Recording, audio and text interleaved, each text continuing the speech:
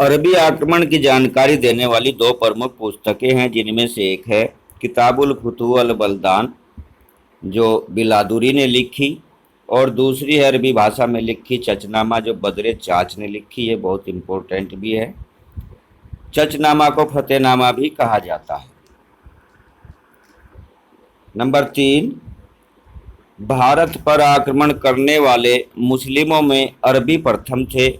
इन्होंने खलीफा उमर के समय 4 खलीफा हुए हजरत मोहम्मद के बाद, जो पहले थे अबू बकर, दूसरे उमर, तीसरे उस्मान और चौथे उनके दामाद अली, हजरत मोहम्मद के दामाद अली, जिनके पुत्र हसन और हुसैन थे। तो अरबों ने खलीफा उमर के समय में कोंकण तट पर हमले किए, जिसमें चालुक्यों ने उन्हें बुरी तरह से हराया। उन्हीं दिनों गुर्जरों से बदला लेने के लिए राष्ट्रकूटों ने अरबों से मित्रता कर ली और उन्हें सेना में रखना शुरू किया। उन्हें मस्जिद बनाने और अपना कानून लागू करने की भी अनुमति दे दी। इस प्रकार पहली मस्जिद तो बनी इस्लाम की मक्का में और दूसरी केरल में बनी थी। नंबर 5, अरबी लोग सिंध में प्रवेश करना चाहते थे और इसके लिए उन्होंने खैबर और बोलान दर्रों से घुसने का प्रयास किया, किंतु काबुल, जाबुल और किक्कान के जाटों से वे पार न पा सके। सिंध के आगे स्थित थे किक्कान और जाबुल।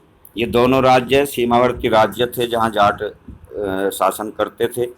इनसे वे पार न पा सके और बार बार पराजित होते रहे, और अंत में जाटों से तंग आकर उन्होंने इस मार्ग को त्याग दिया और मकरान के मरु प्रदेश के समतल भाग से सिंध में घुसने में सफल रहे। अब थोड़ा जान लेते हैं कि दाहिर कौन थे, उनके पिता ने राज कैसे पाया। नंबर 6 में देखिए, सिंध के राजा थे राय शासी द्वितीय। इनके पिता ईरान में हुए नीमरोज के युद्ध में शहीद हो गए थे।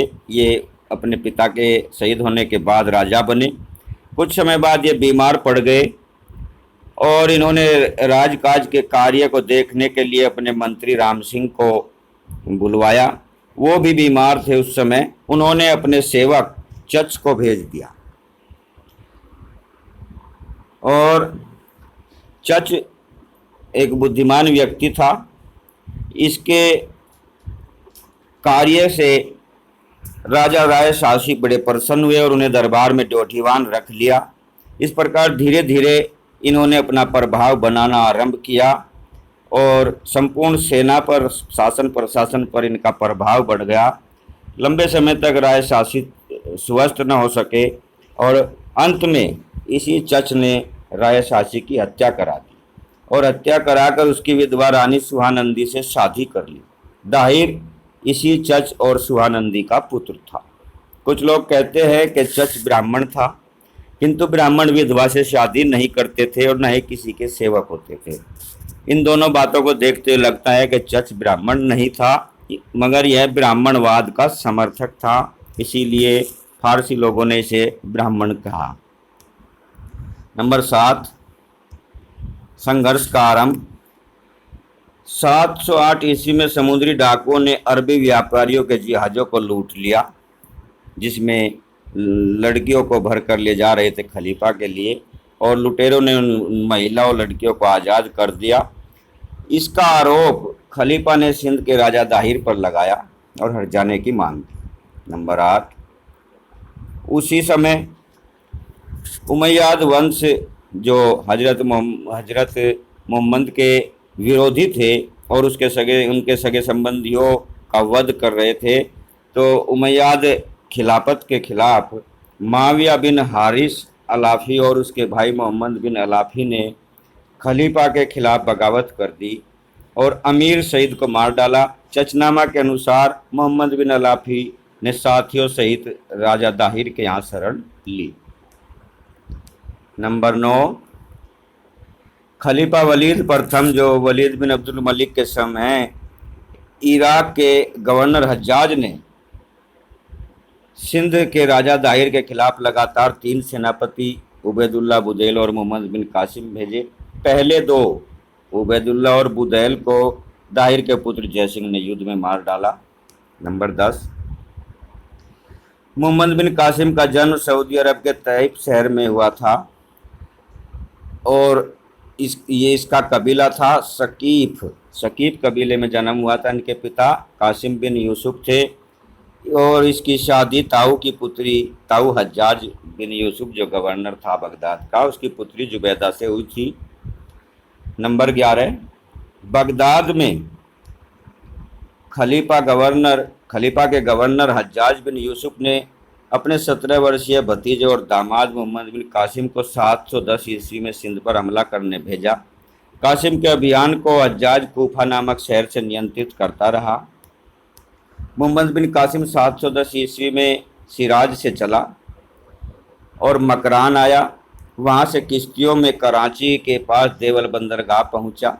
मार्ग में नीरून नगर के बौद्ध भिक्षु और सरमणों ने कासिम का साथ दिया, जो चच और दाहिर के विरोधी थे, क्योंकि वो ब्राह्मणवाद के समर्थक थे, चच और दाहिर। कासिम ने नीरून और सहवान नगरों को पूर्ण रूप से नष्ट कर दिया था। नंबर 13, अब दाहिर के पुत्र जयसिंह और मोहम्मद बिन कासिम की सेना के बीच युद्ध हुआ। दिन भर चले युद्ध में दाहिर के पुत्र जयसिंह की सेना अरबी सेना पर भारी पड़ी, किंतु रात को देवल के एक पुरोहित ने गद्दारी करके अरबी सेना को देवल के किले में पीछे से घुसा दिया, जिसमें बहुत से सैनिक मारे गए और जयसिंह भी घायल हो गया। अब इसके बाद राजा दाहिर स्वयं युद्ध स्थल पर पहुंचे अपनी सेना को लेकर।